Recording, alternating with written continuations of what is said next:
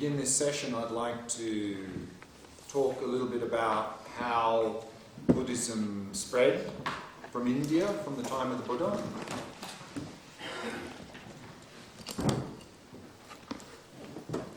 When Buddhism spread from India, it spread through two languages. Initially, it spread through the Pali language.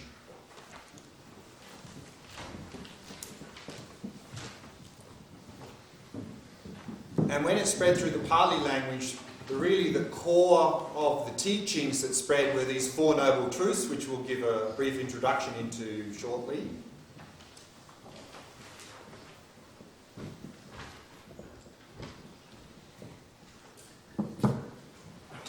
And what we're going to see in the Four Noble Truths is that the final goal of the spiritual path is to achieve liberation from suffering, to achieve this what's called genuine happiness. And that goal is often referred to here as nirvana.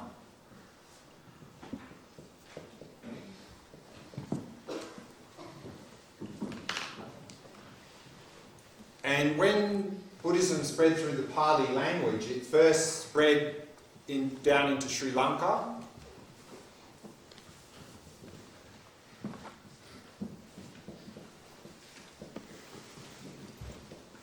And then it spread up around through Southeast Asia, Myanmar, Laos, Cambodia, Thailand, and so forth. And so these Buddhist traditions now, when they go back to the original texts, they go back to the ones written in the Pali language. And these traditions now are collectively often referred to as the Theravada Buddhist traditions.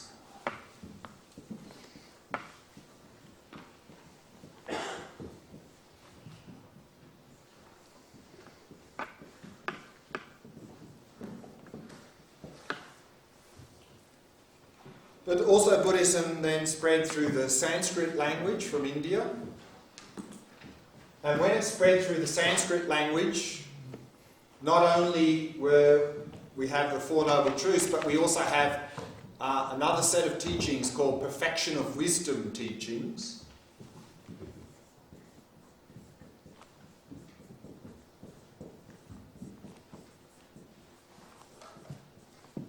In Sanskrit, this is called Prajna Paramita. And in these teachings, the final goal of the spiritual path is what's called enlightenment.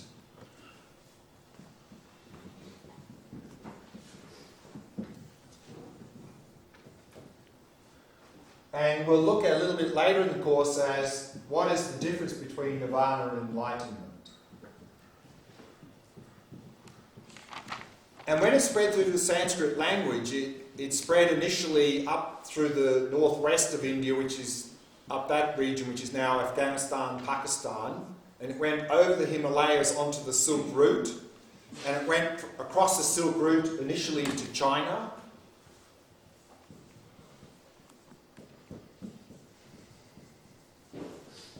Into Korea, Japan,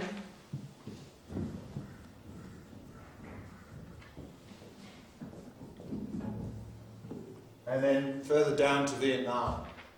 And then at a later time again, it spread over the Himalayas again into Tibet.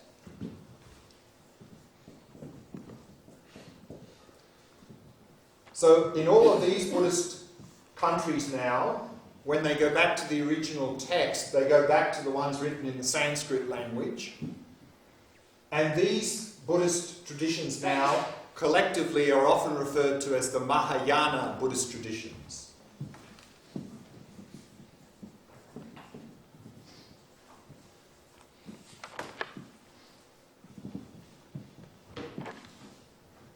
When Buddhism spread into Tibet, it spread first initially into Tibet around the 8th century.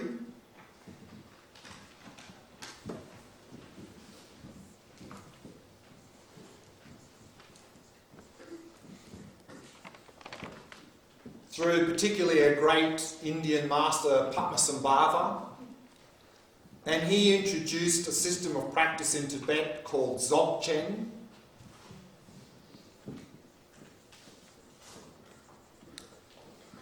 which then formed the basis of a school of Tibetan Buddhism called the Nyingma school. Nyingma is a Tibetan word literally meaning old school, original school. So the Nyingma school of Tibetan Buddhism started to be formed from the 8th century. But then shortly after that time, a king came to power in Tibet who didn't like Buddhism and tried to wipe it out in Tibet. So for a couple of centuries, sort of Buddhism went a bit underground in Tibet. And then around the 10th, 11th century, another wave of Indian masters came from India into Tibet to re-establish Buddhism in Tibet. And through their efforts, we have the other 3 schools of Tibetan Buddhism slowly being formed.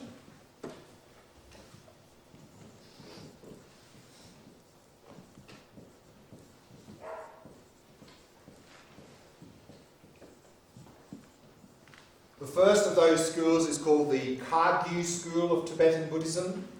And here the system of practice that was introduced from India into Tibet is called Mahamudra. Mahamudra is fairly quite similar to Dzogchen.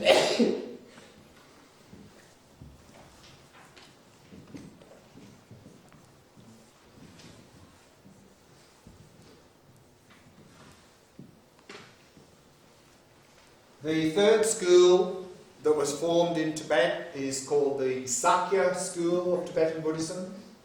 And the system of practice that was brought into Tibet from India here is called Lam Dre. Lam Dre is actually a Tibetan word. Lam means path, Dre means result. So Lam Dre means the paths and result system of practice. And then also we have a 4th school being formed.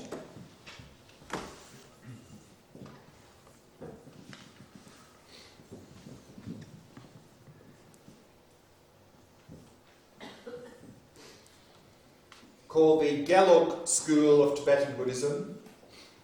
And the system of practice that was brought into Tibet from India was called Lam Rim. Lam is path, Lam Rim again Tibetan word. Lam means path, Rim means stages. So Lam Rim is the stages of the path to enlightenment. So we have these 4 schools of Tibetan Buddhism being formed from various masters coming from India into Tibet. The Dalai Lama himself belongs to the Gelug school, but he's considered spiritual head of all 4 schools. This centre is part of an organisation called FPMT, which is also belonging to the Gelug school of Tibetan Buddhism. So what we're going to do in the coming days is, for the next 3 or 4 days, we're going to focus on these 4 Noble Truths, because this is the foundation not only of all Theravada traditions, but also all Mahayana traditions. It's the foundation of all Buddhist traditions. So we're going to map out these 4 Noble Truths in the next 3 or 4 days. And having done that, then what we're going to do is we're going to look at, in the Mahayana traditions, particularly based on these perfection of wisdom teachings, how these teachings here build on the 4 Noble Truths. So we're going to spend 2 days looking at how these build on the 4 Noble Truths. And then on the last teaching day, we're going to look at how this Gelug school of Tibetan Buddhism, how they put all these practices together in a systematic way. And of course the system there is called Lam Rim. So we're going to, it literally means stages of the path to enlightenment. So based on all of these teachings that we're going to explain, how does the Gelug school put all these various practices together in a very systematic, step-by-step way? So that's what we're going to look at on the last day. So that's the sort of teaching program for the coming days. Again, spending a lot of time here, because that's the basis of all Buddhist traditions. Spend 2 days here looking at how that builds on this, and then the last day, how this is all packaged in the Gelug school of Tibetan Buddhism. So that's the program. There's a question here. Yes, I just wondered if the Dalai Lama is head of all the 4 schools, then what does that make the Karmapa, for example? Right. So in the Kagyu, what we find is in all of these 4 schools, there are what's called sub-schools. And in the Kagyu school, there are a number. Historically, there are at least 12 sub-schools. I think some of them don't exist anymore, but certainly today there's at least 5 or 6 sub-schools in there. One of those sub-schools is called the Karma Kagyu. The Karmapa is head of that school, sub-school in the Kagyu school. But the big head of all the schools would be the Dalai Lama. Yeah, Dalai Lama. Any questions about the spread? Because now the next topic is an introduction into the Four Noble Truths. But before we go there, any more questions here? Just like a different question. So is it also there linkage between Buddhism and Hinduism? Oh, I'm no historian. I mean, of course, there was, at the time of Prince Siddhartha, there were a lot of different spiritual traditions around. So, and of course, I think you'll find, as we're going to go through this, you'll find that actually any valid spiritual tradition, you will notice some overlap. How much overlap? I've never studied Hinduism, so I couldn't say. And there are certain words that are used in both, but we shouldn't think they mean the same thing. For example, later in this course we're going to look at what's called Tantra. That word exists in Hinduism, of course, but we shouldn't assume it's the same thing. I mean, there's probably overlap, but I'm sure there are a lot of differences as well. So we need to be a bit careful, again, about terminology, about words.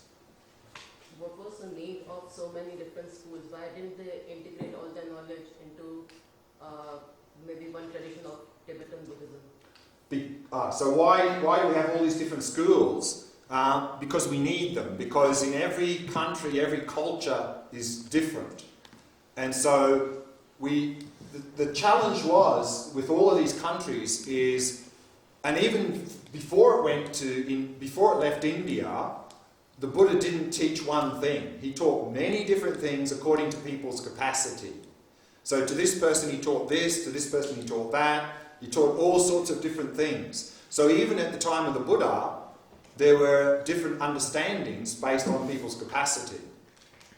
Because we need that. Because if there's only one teaching, and we're not at the right level, or it doesn't fit our type of person, then we can't take advantage. So therefore, fortunately, again, the Buddha taught according to people's capacity and needs. And when it spread to these countries, it's not like each of these countries pretended to be Indian Buddhists. I mean, this wouldn't work. Because the challenge is always to put these teachings in a form that is digestible for that culture. Of course, the challenge is to do that without polluting it, corrupting it. But I think historically they were quite successful in doing that. And so this is the great challenge now in the modern world, because a lot of these schools of Buddhism now you find in many different countries, which is good, but of course it wouldn't be helpful for us to pretend to be Tibetans, unless of course you're Tibetan. We're not trying to pretend to be, if we're following one of the Tibetan schools, we're not trying to pretend to be Tibetan, chanting things in Tibetan when we don't understand any of the words. I mean, that doesn't really help. So, therefore, the great challenge is to take advantage of all of these traditions, but to put them in a form that is suitable and digestible for us in whatever culture we grew up in, without corrupting or polluting. And from my perspective, it's not going well. We see a lot of these traditions now available in many countries, but you look at how they're being put in a suitable form.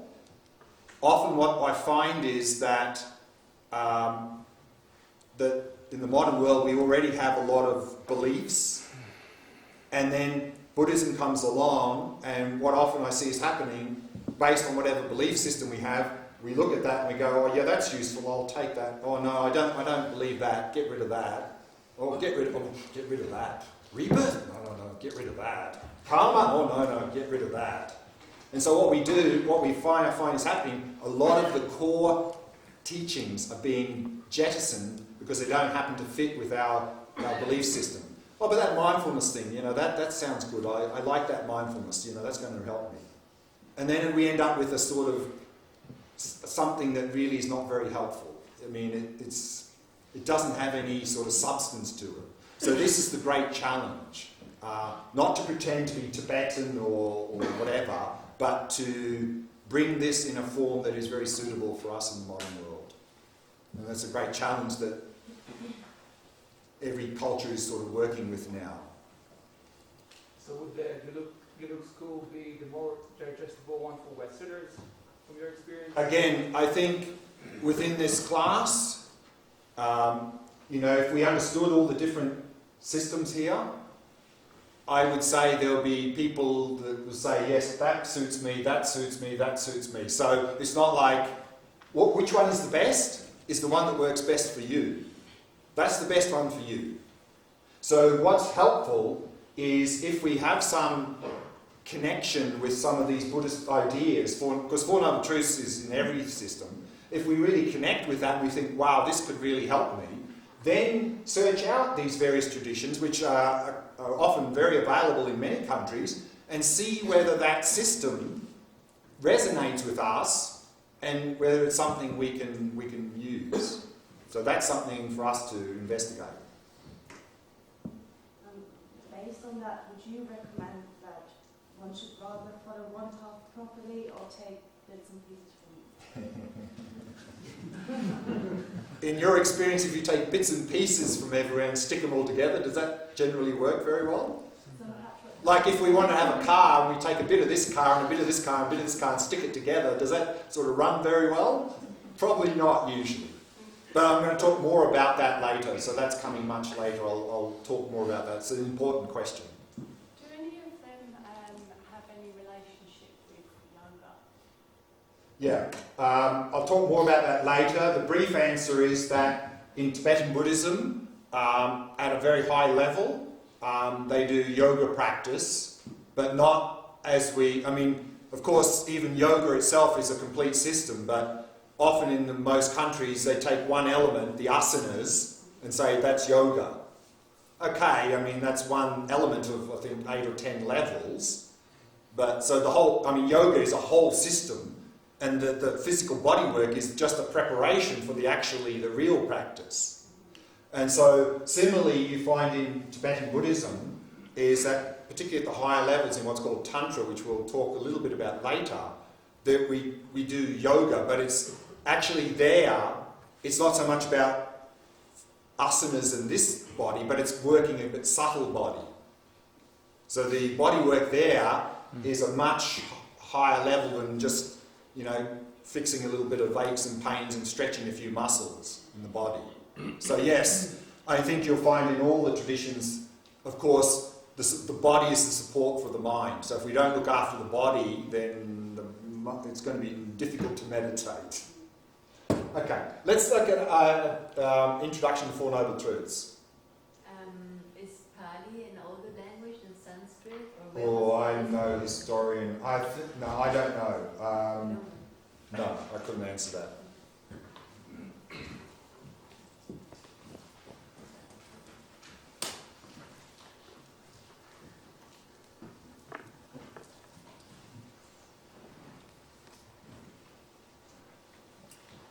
When important concepts in Buddhism are often presented, to help us better understand that concept, often some simple analogy is used to understand that concept.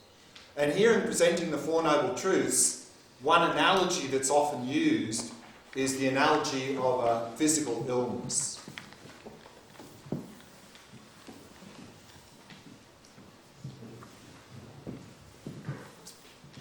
If we think we have some sort of physical illness, then usually what we do is we go to the doctor. And what is usually the first thing a doctor does? Diagnosis.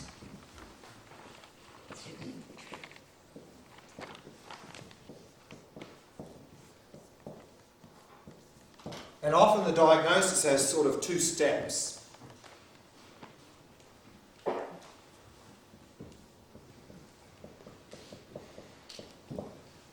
First, they would look at what condition do we find ourselves in. Maybe they do blood tests, check our pulse, check all sorts of things, just to find what condition is the body in. And then based on all of that information they receive from doing those various tests, then they would try to determine what is the underlying illness that is presenting itself in this way.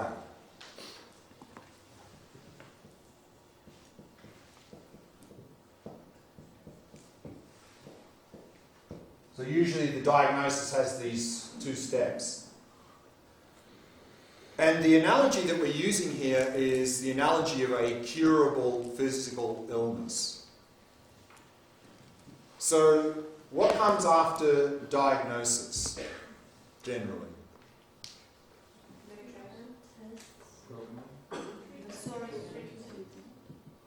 Before that. Yeah, but what's I'm looking for a word. Treatment? What comes after diagnosis? Prognosis, exactly.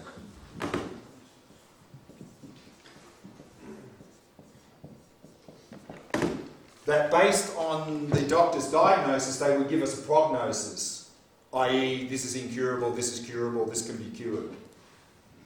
And the analogy that we're using here is the analogy of a curable illness. So the prognosis is that you've got this disease, we can cure that.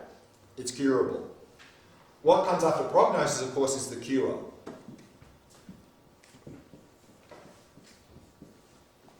Maybe operation, maybe medicine, other things.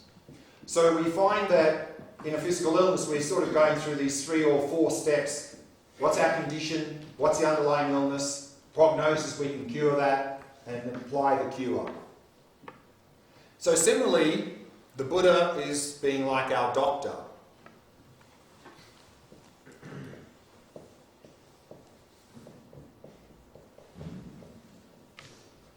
And remember, the Four Noble Truths is the very first teaching the Buddha gave after achieving enlightenment. So in those teachings, as the same process here, the first thing is the Buddha gives us our diagnosis. And the first part of the diagnosis is, what condition do we find ourselves in now?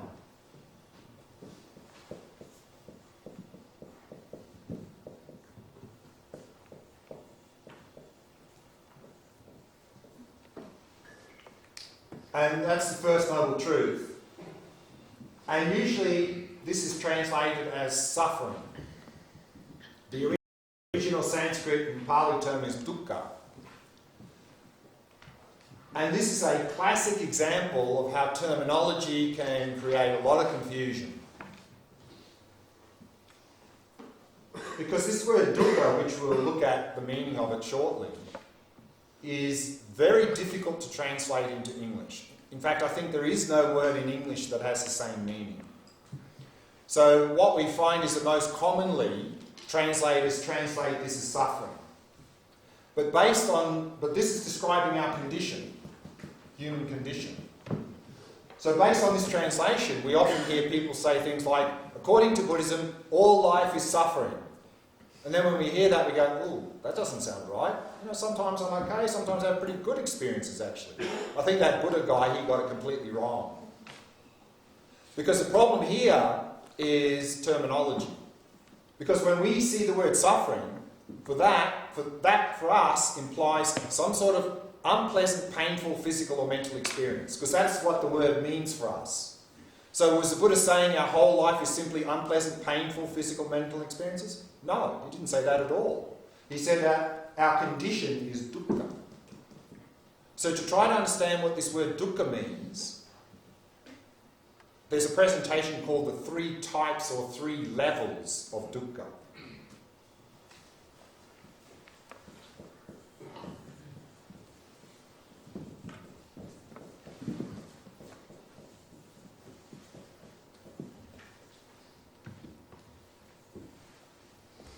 But actually, before we go to that presentation, let's just look at the word itself.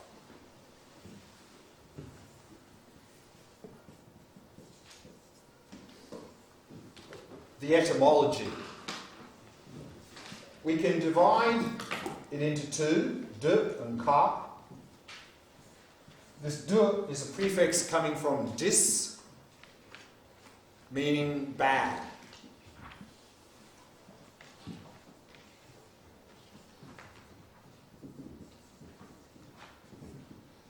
And ka can mean space. So bad space. Bad space in the sense something's not quite right. The human condition, in our human condition, there's something's not quite right. Because another etymology we have here that we often see in the texts is the etymology of dukkha is a little bit like, they use the example, if you have a wooden cart with a wooden wheel and a wooden axle in the wheel, and the wheel's not turning freely, it's a little bit stuck. So that's often another explanation of the etymology of the word dukkha, something not quite right. Whereas I think I've been told that, of course, this word dukh is in the modern day Hindi, but it means some sort of like sadness. That's what people tell me. But this is not really the meaning here. So again, careful between Sanskrit and modern day Hindi. So again, this word dukkha, bad space, means something's not quite right. So what does that mean? To get a better idea of what that means, we can look at the 3 types or 3 levels of dukkha.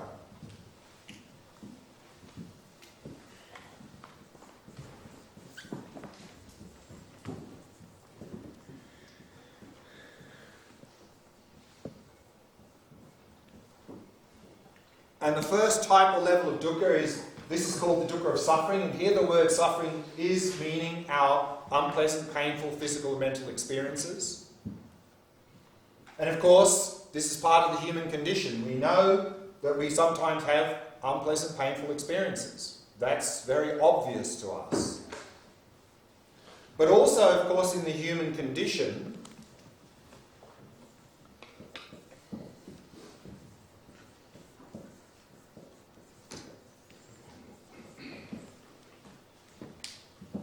there is what's called the dukkha of change. And this is referring to our pleasant experiences. So of course, sometimes we have pleasant experiences. But here the word change is used to describe these to help us to appreciate that our pleasant experiences change. Meaning they're temporary, they're transient, they'll come to an end. To not grasp onto them, to hope that they're going to last, that they're going to satisfy us and fulfill us. Because we often feel that this is happiness, and we end up with craving and attachment. So this word here is to help us to understand our pleasant experiences will never fully satisfy us. But of course there's something deeper going on than merely pleasant and unpleasant experiences in the human condition. And that's the third level of dukkha.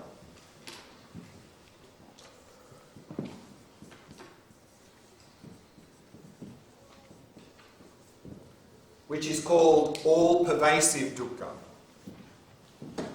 So here this word all-pervasive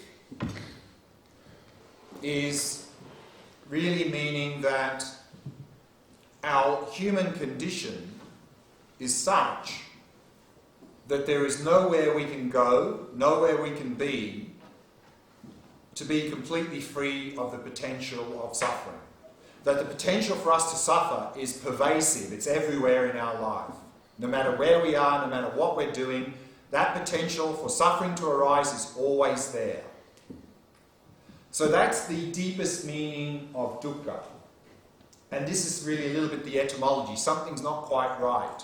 What's not quite right is there's always a potential for suffering to arise in our life in any moment.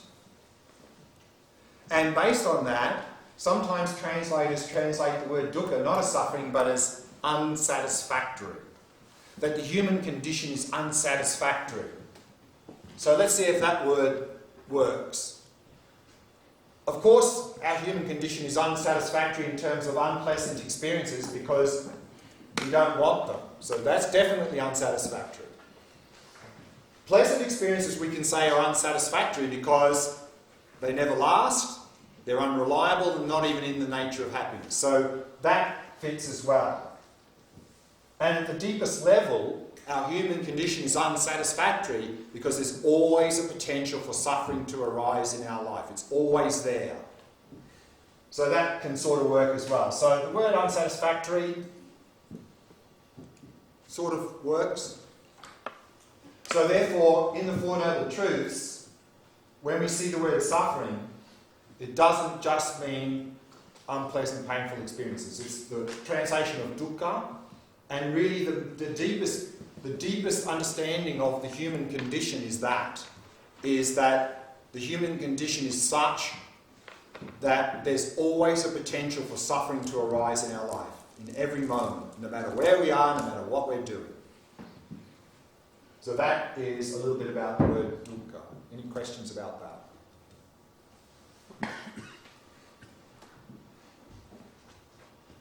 I was thinking for the second point of change, can we, I'm thinking about another phrase, like a potential of suffering. That's this one. Potential for suffering is the third one. That one sounds to me as always suffering, always have the potential of suffering. Yeah, that's the third one, is we have always potential for suffering. Even if we're having a pleasant experience, and we know this, even if we're right in the moment we're having a pleasant experience, in the next moment it may not go well. Right. We may eat too much of that chocolate cake, we're having a pleasant experience, the next moment we have indigestion, pain in our stomach. No? Sorry, so change is the awareness though? No, change just is referring to our pleasant experiences. The word change is used here to help us to appreciate that our pleasant experiences are temporary, transient experiences. Actually, just like our unpleasant experiences, they're temporary, transient experiences. To not grasp onto this hoping that this is really going to make us happy. Yeah. That's why we see the word change there. Yeah. Okay. So that's the condition that we find ourselves in, this condition of duhkha.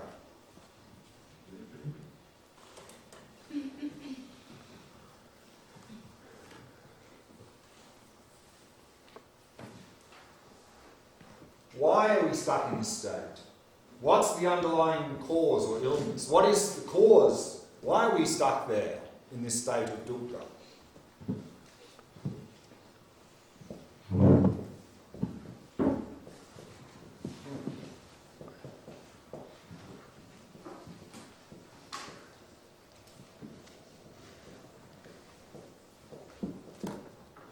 And that's the second noble truth, is the cause or origin of dukkha or suffering. In Sanskrit, samudaya.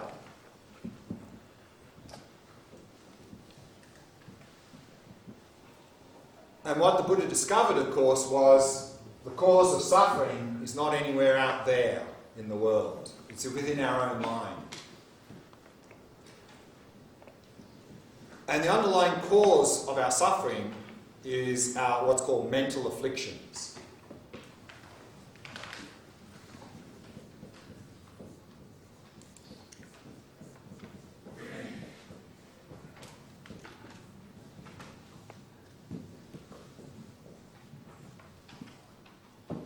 Which is a translation of the Sanskrit term klesha. It's our kleshas. Sometimes this word klesha is translated as afflictive emotions or disturbing emotions. But I think that's not very accurate. Because a lot of kleshas are not emotions.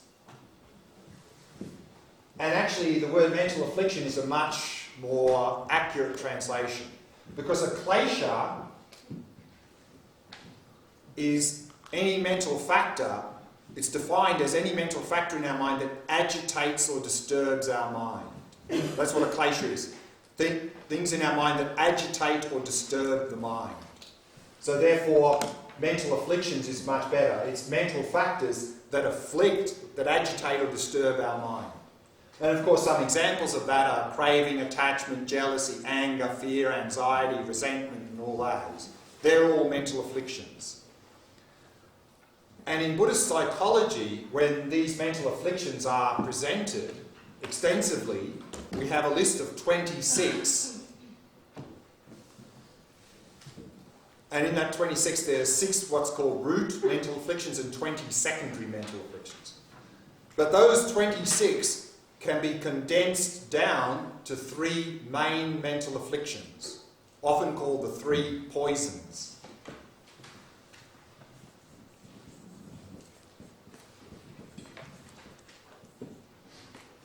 And they're called the 3 poisons because they poison our mind. And the first of those is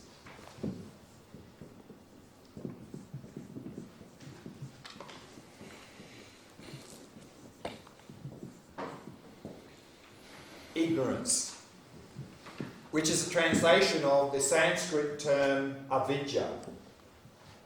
And vidya means to know, and art is negation. So ignorance is not knowing. And in general, ignorance is simply a deluded state of mind that's confused about something, doesn't know something clearly, in general.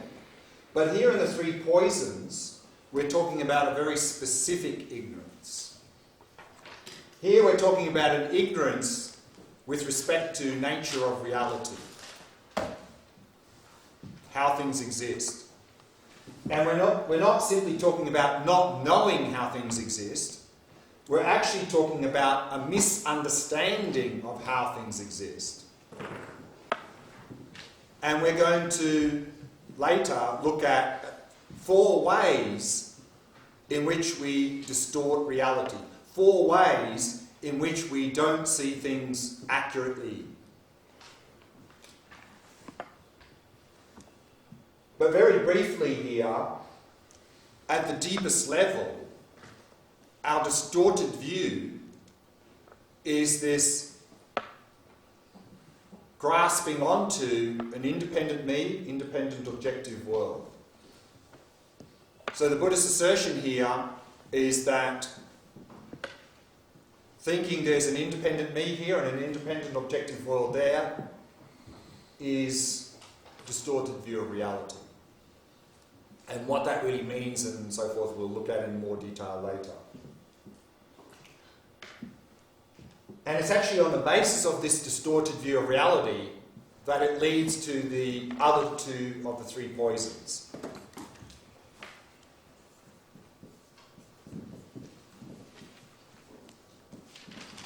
Can you break down avidya? Yeah. So avidya means to know, and art is negation, not knowing. The first of those is attachment, in Sanskrit raga.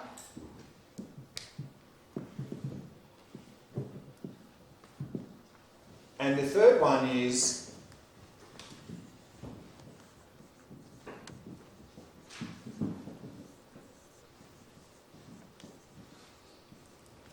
aversion, or in Sanskrit dvesha. And we'll look at each one of these 3 poisons, of course, in a lot of detail. Particularly tomorrow morning, we're going to look at both attachment and aversion in some detail. But just very briefly now, how does attachment and aversion come from ignorance? So again, here we're talking really about this grasping to independent me, independent world. And if we think there's an independent objective world there, then of course when we have some pleasant experience, it will naturally lead us to assume that that thing there is the cause of my pleasant experience, because it's there. And so we end up with attachment to it, because we think that's the source of my happiness. Or with this distorted view, and we have some unpleasant experience, then that's naturally going to lead us to assume that that thing or person is the cause of my unpleasant experience. So we'll have aversion. So that's why, from this distorted view, we end up with attachment to pleasant things, aversion to unpleasant things, and all other mental afflictions like craving, anxiety, fear, depression. They all come out of one of these or a combination of them. So these are really the underlying cause or origin of suffering or dukkha. And we'll look at that process of how that whole process works in a lot more detail in a couple of days' time. So this is the Buddha's diagnosis. So any questions about that, particularly this here? In Hinduism, they talk about Vijnana, Tyaga and Viraga to reach Talk about sorry? happiness. 3 factors: Vijnana, which is intelligence, which is essentially the opposite of these 3 things. Oh, opposite, yeah. Intelligence, detachment, and non-insistence. Great, perfect, So, perfect. okay. Of course, the question is, what do those words refer to? Because even this word here, this ignorance, can refer to many different things. I mean, here, even in Buddhism, we can say that there are 4 types of ignorance here. At least 4 ways in which we distort reality. So we're going to look at that, and also we're going to look at what do these words really mean. We're going to define them and look at them in detail tomorrow. Okay. So this is the Buddha's diagnosis. Sorry, question? Yeah.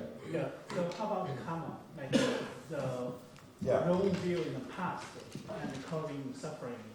Now, Sorry? The, What was the question? the wrong view and action in the past lives. can Yeah, this cause is all still to come. We're jumping about 3 days ahead now. Well, at least 2 days ahead. So I'll answer it the day after tomorrow. Aversion or devesha is synonymous to anger. So is aversion synonymous to anger? So what we're going to see tomorrow morning is that aversion is simply this wanting to be separate. And that can take many levels, from sort of mild irritation to really, and then going up, and then anger, where we really, and then, hatred, rage, there are many levels of aversion. And within that, one of those levels is anger, and that's what we're going to talk specifically about tomorrow, because anger is something that really causes us a lot of harm. So we're going to look at anger tomorrow, but it's one flavour of aversion. So this is the Buddha's diagnosis. Of course, the Buddha's prognosis was very good. The prognosis is that we can be cured.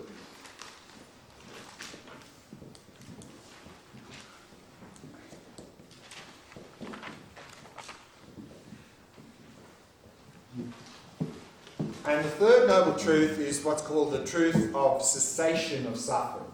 Cessation meaning the ending of suffering. And in Sanskrit, that's nirod.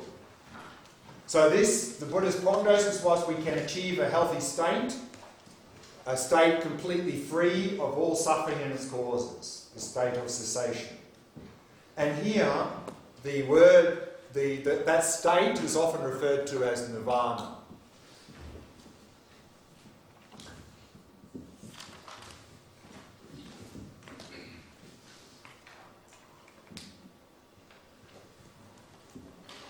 And we'll look at the etymology of this word nirvana a little bit later in the course.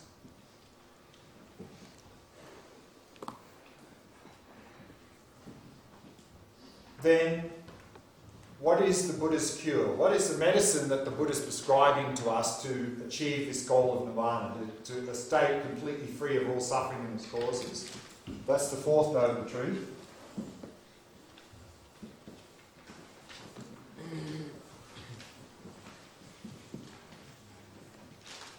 Which is the truth of the path leading to the cessation of suffering.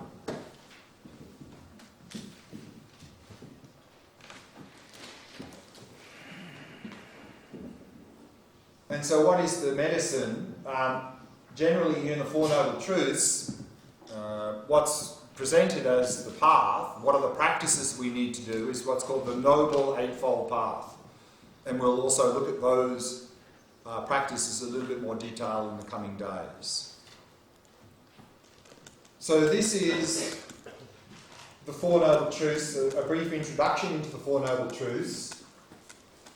Again, that the Buddha is first diagnosing what is our current condition? We're stuck in this state of dukkha, this unsatisfactory state of dukkha.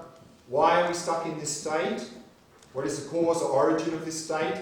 It's our mental afflictions, particularly at the deepest level. It's our distorted view of reality that is the underlying cause of that. And we'll look at that process in a lot more detail in the coming days, how that distorted view of reality leads to mental afflictions and leads to the current state of dukkha. We'll unpack that in a lot of detail later. But of course, again, the Buddha's prognosis was that we can be cured from this state of dukkha, that we can achieve the ending of all suffering is caused, the cessation of all suffering is caused, nirodha in Sanskrit, and that healthy state is often called nirvana.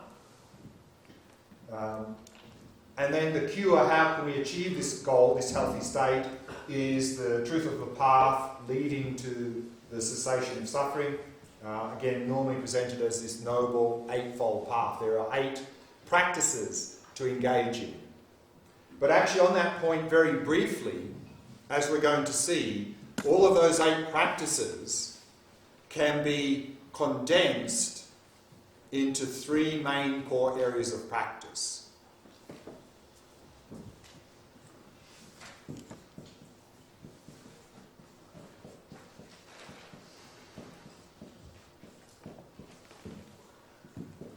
Called the 3 higher trainings. And the foundation is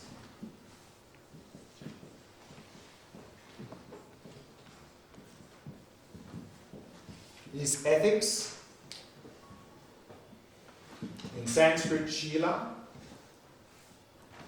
So ethics here, the core of ethics is simply avoiding harmful behaviour.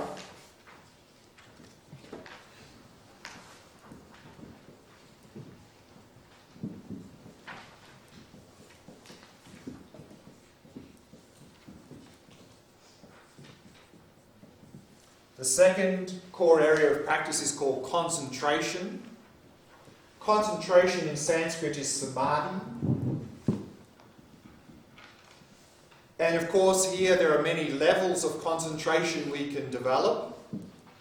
The one that we mainly talk about in the Mahayana Buddhist traditions is this word I used yesterday of shamatha.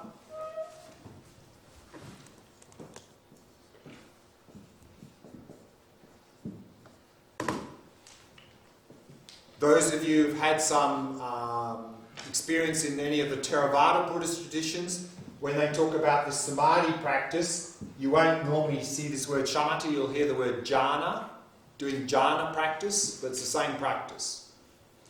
It's just a different level of samadhi than shamatha. But then on that basis, of course, the third core area of practice is wisdom.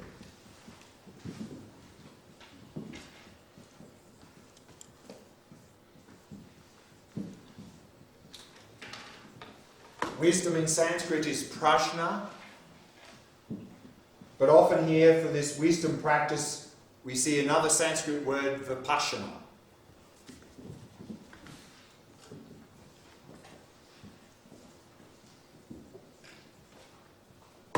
Again, those of you more familiar with Theravada Buddhist traditions, here of course the word is vipassana, is the Pali term, same as vipassana in Sanskrit. And of course, any of you who have done any of these Goenka 10-day Vipassana retreats, you know about these very well. Because Goenkaji talks about them all the time in that course. Shila, Samadhi, Panya, Shila, Samadhi, Panya. These are the 3 core areas of practice. Of course, the Goenka course is from the Burmese tradition of Buddhism, part of the Theravada tradition. But also in all the Mahayana traditions, we have the same 3 core areas of practice of Shila, Samadhi, Prajna. Or on the basis of ethics, we develop single point of concentration, then we engage in the Vipassana practice to come to realize nature of reality. So this is really the core of the cure in all Buddhist traditions, is these 3 core areas of practice. And we'll look at each one of those in more detail, of course, in the coming days. Any questions about that? Yeah. I'm a bit confused because in yoga there is 8 limbs of yoga and samadhi is the last stage. Right. Is that the same one? So again, we have to be careful with terms. So the word samadhi in Buddhism just means concentration. Perhaps in other traditions it includes other meaning. I don't know. But here, the word samadhi just means concentration. And actually, as I mentioned a bit earlier, when Prince Siddhartha escaped from the palace, he had a number of teachers. And some of the traditions at that time felt the way to liberation was just that. It's just higher and higher levels of concentration. And what he found, Prince Siddhartha found was, and here in Buddhism we can talk about 9 levels we can go through of samadhi. But what he found was that even though when you develop higher levels of concentration, that helps to keep the lid on all the mental afflictions, it doesn't eliminate any. Because all mental afflictions are based on a distorted view of reality. And just concentration practice not touching that. So although samadhi is good for temporarily keeping the craving, attachment and that's dormant, it doesn't eliminate them. So that's what he found, is that it didn't eliminate anything. So what he found was that you needed to add wisdom, you needed to do vipassana, because all mental afflictions were based on a distorted view of reality. So then on the basis of this, he went and did the vipassana practice. But again, the word samadhi may be used to mean something different in other traditions, I don't know. So you'd have to check out what does the word samadhi mean in those traditions. It's like the highest level of concentration in yoga. Like just concentration. It's, there's no insight. There's no insight into reality in that. You focus on the object, yes, you're fully on the object and you see the object fully, like universally. So it's in yoga, there's like it's kind of the same, but I got Yeah. So again, I don't know other traditions, but the Buddhist assertion is that for this to eliminate suffering, we need to have added some insight to that. Just concentration itself is not going to do that. That's the Buddhist assertion. Yeah. Sometimes it's also identified as spontaneous transcendence. When you leave your body. What are you talking about? Samadhi. When you leave your body. In other traditions, in what, Yeah. Hinduism or In Hinduism, yes. Spontaneous transcendence. When you leave your body voluntarily. And that's going to get you liberated by leaving your body? I mean, that's what it's known as. That's what it's identified in Hinduism. Okay. Any other questions?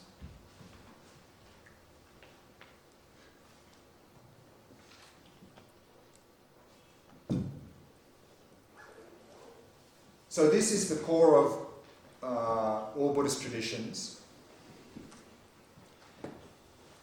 And so when this is taught, of course, the first thing that's taught is this, First Noble Truth. And then when people hear this, and particularly when this word suffering is used to describe this, then often people go, wow, that Buddhism's very pessimistic. But actually, a diagnosis can't be pessimistic. It's either accurate or inaccurate. A prognosis could be pessimistic, but a diagnosis can never be pessimistic. It's either accurate or inaccurate. And why did the Buddha teach that first? This one. Because actually, if this is the cause of that, why didn't he teach that first? The reason is that, like the analogy of the physical illness, if we don't think we're ill, we'll never go to the doctor. We'll just keep going in our life thinking that's normal. So until we appreciate we're in this state of dukkha, we're never going to entertain the thought of, well, okay, can I change that? Why am I stuck there? And can I do something about that? That will never do anything. We'll just carry on as we are thinking, well, this is normal, and that's it. So if we can really appreciate that we're stuck in this state, what it is, and why we're stuck in this state, and then really appreciate, we can actually eliminate these causes, then we can do something. So similarly, when you go to the doctor, because you understand you're sick, and they diagnose that you have an illness, and they say, well, we can cure that, then we'll do something to improve our condition, to change, to become healthy again. But if we don't understand we're sick, we'll never go to the doctor, and we'll think, well, that's just normal, I just have to live, that's normal condition. So that's why this is taught, and again, it can't be pessimistic or optimistic, it's either accurate or inaccurate. And then also, if we really look at our life, when were the times where we most developed as a person is not generally when things are going well. If things are going well in our life, we just sort of drift along. We don't really develop at all. It's only when we're faced with difficulties and challenges that we actually develop. So therefore, when we're faced with suffering, particularly unpleasant experiences, that's exactly the time where we can develop most. So actually, in the text here, there's a presentation called The 5 Qualities of Suffering. How can we learn and benefit from suffering in terms of unpleasant experiences? So that's what I'd like to present now.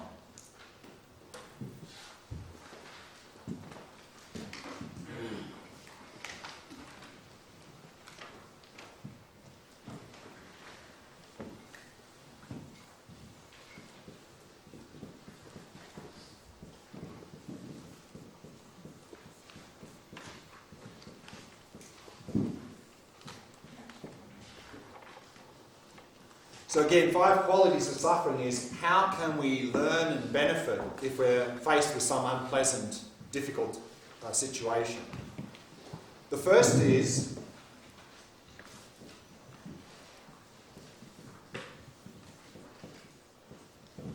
it can help us to develop this renunciation. Remember, renunciation really means the wish to be free of suffering, to be liberated from suffering. So if we're really faced with these difficult situations, we can really start to develop this aspiration or wish to be free of this suffering.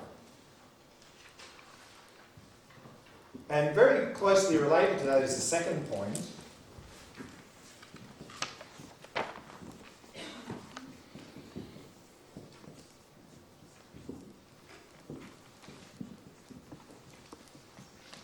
Is what's called dispelling arrogance. Here this means that this arrogance that, I'm fine, everything's good. I don't need to do anything. And of course then we never develop as a person, we never improve our lives, and that's how we go our whole life. And then of course later in our life we often have a lot of regrets because of that. So if we're faced with difficult situations and suffering, that can help to dispel this attitude that, everything's fine, I don't need to actually do anything with my life. So that's also going to be very helpful. It can help us to dispel this idea. And then, of course,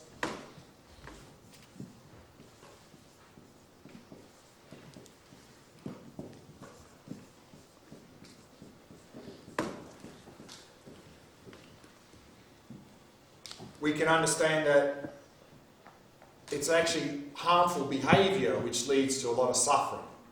So if we are suffering and we don't want to suffer and we don't want other people to suffer, that can inspire us to avoid harmful behaviour, to avoid what's called non-virtue. And equally well then, the flip side of that is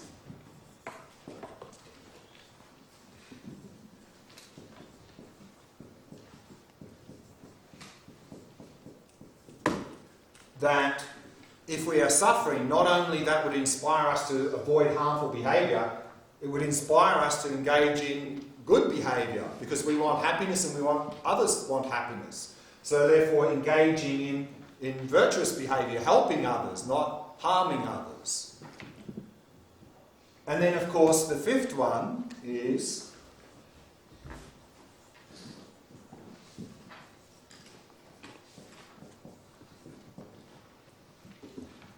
that if we have some suffering, difficult situation, it can really help us to cultivate compassion. Because if we have these difficult situations, then we can understand that other people also have very similar situations, and then develop a lot of empathy with others. And that can lead to compassion, which of course here is the wish for ourselves and others to be free of suffering and its causes. So if we're having these difficult suffering experiences, it can really help us to develop our compassion, not only for ourselves, but for others as well. So these are 5 ways in which we can learn from suffering and benefit from suffering if we're undergoing some sort of unpleasant experience. Any questions about any of those? Yeah. Is number 5 bodhicitta? Bodhicitta. So it's compassion, bodhicitta. Compassion is the basis for bodhicitta, and what bodhicitta is we'll look at in a few days' time.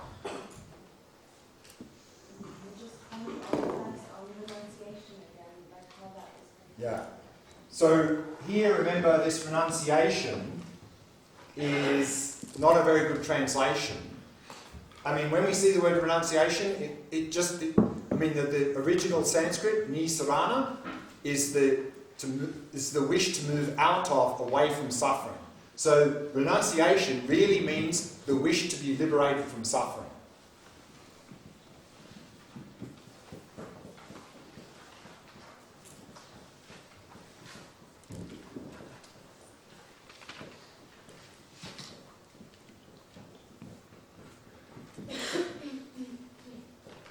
So again, if we don't have any suffering, then that might be difficult to develop. Because we think, oh, I'm fine, everything's good. Same as if we're sick and we don't realise we're sick, we'll just think, well, okay, that's it. But if we realise we're sick, then we'll also have the wish of, let's get rid of that illness I have. I didn't understand 3 and 4. 3 and 4, okay. And we'll talk more about the background to this day after tomorrow. But basically, what we can understand is that doing harmful behaviour creates a lot of suffering for ourselves and others. So if we're suffering, and of course others don't want to suffer, then let's not engage in any harmful behaviour to cause some suffering. And also that will cause suffering to ourselves as well. And similarly, the flip side of that is that we don't want suffering, we want happiness. And therefore, let's engage in positive behaviour, helping others and helping ourselves to achieve that. So that's what engaging in virtue means. Sorry, I didn't understand the second one. Yeah, so dispelling arrogance is very close to this. Dispelling arrogance is this idea that I'm okay, I don't need to do anything, I'm fine. And because if we're not suffering, we have this attitude. And then, as I said, is that in daily life, and when we have this attitude, it really blocks us from developing as a person in general. Because we think everything's fine, and we sort of drift along, not really making the most of our life, not really developing ourselves. And then usually much later, we look back on our life and we're full of regrets at having wasted our life because we didn't appreciate the opportunity we had. And that if we're having some suffering, that can help to dispel this arrogance. It can help us to appreciate that, yes, I'm facing difficulties, but I've got now a great opportunity to really develop myself as a person, to make my life meaningful. And so that's what this arrogance is to dispel this arrogance thinking, I'm fine, I don't need to do anything.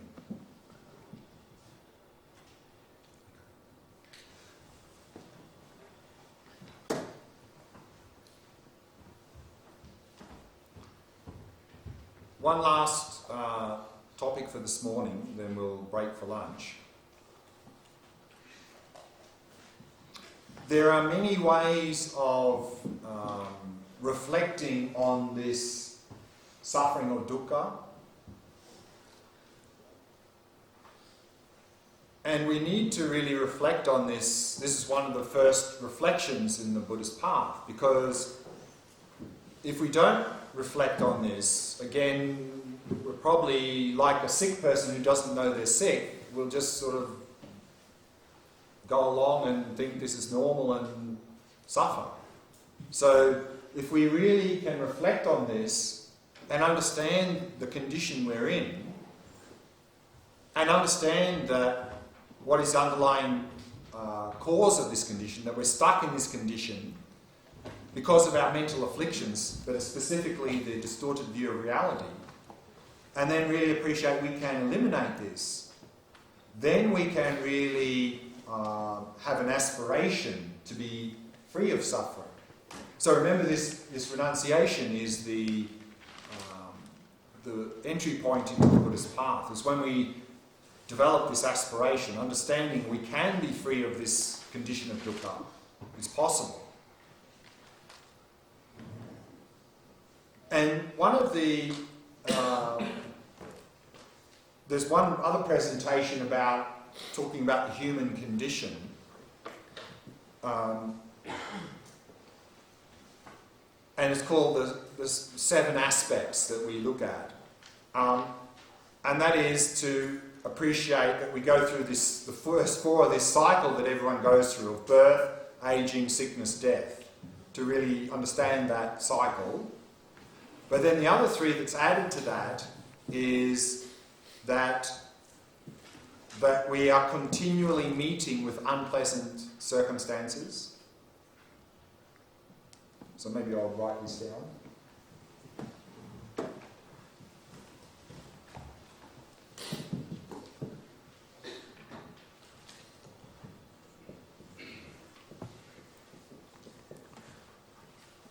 So these are 7 aspects of the human condition. So again, to appreciate the condition we find ourselves in. And the first 4 is just this normal cycle we go through of birth, aging, sickness, death.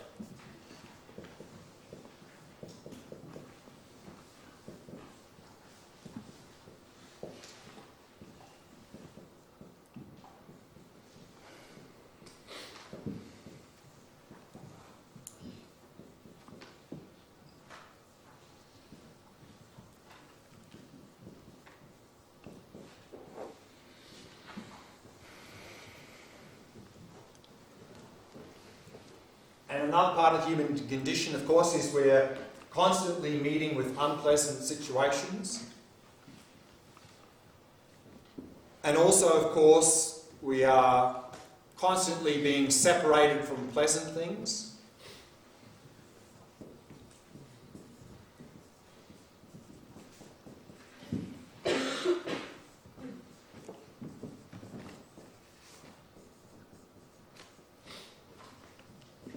Because remember, everything pleasant that occurs in our life is temporary, transient, so we're continually separating from pleasant things in our life. And the 7th one is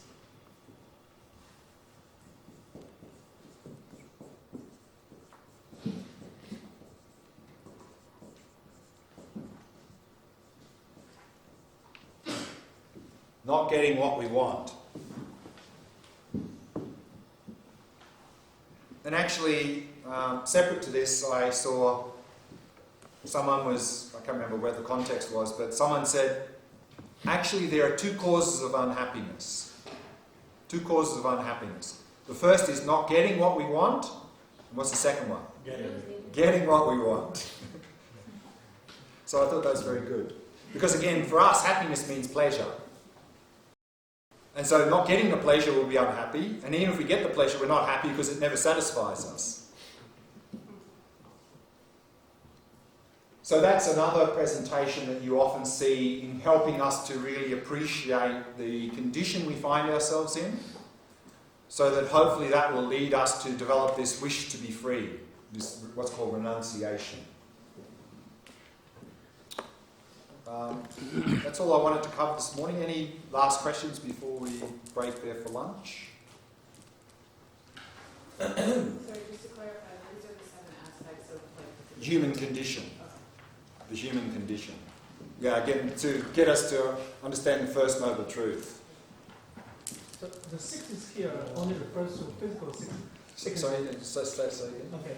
The sickness here. Sickness. Yeah. Only refers to physical sickness. Is what, sorry? Only refers to physical sickness. Well, physical, I mean, it's mainly physical, but it can be also mental, of course. I feel like Sure. 5, 6, 7. Yeah, I mean these are more mental. So if you do this probably would be mainly talking about physical, but of course it would include mental as well.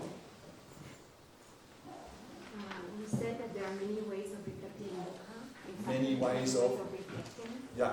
So I don't know what reflecting means. To think about. To think about. Yeah, to reflect about something is that, remember the 3 wisdoms of hearing, contemplation, meditation. So contemplation means to think about, to reflect, to come to a good understanding. So what we're doing here is we're trying to come to a good understanding of the situation we find ourselves in. And if we have that clear, good understanding, together with understanding why we're like that, then that can lead us to develop the wish to be free, and then that can lead us to do things to actually move out of suffering. Okay, so let's leave it there. So normally in the morning session, what I'll do at the end of the morning session before we go for lunch is I will give some discussion questions for you to use in the 2 o'clock session where we break into small groups. But since this is the first day, just for today, what we're going to do is at 2 o'clock come back here. I'll give the discussion questions and then I'll also break you into groups and tell you where you can go for your discussions. So that's only going to be for today. After today, then at 2 o'clock you just go to that place for the same group and so forth. But today, 2 o'clock, come back here first and I'll give some topics and then I'll break you into discussion groups as well. Okay? So that's 2 o'clock. So let's break there for lunch and I'll see you back here at 2 o'clock.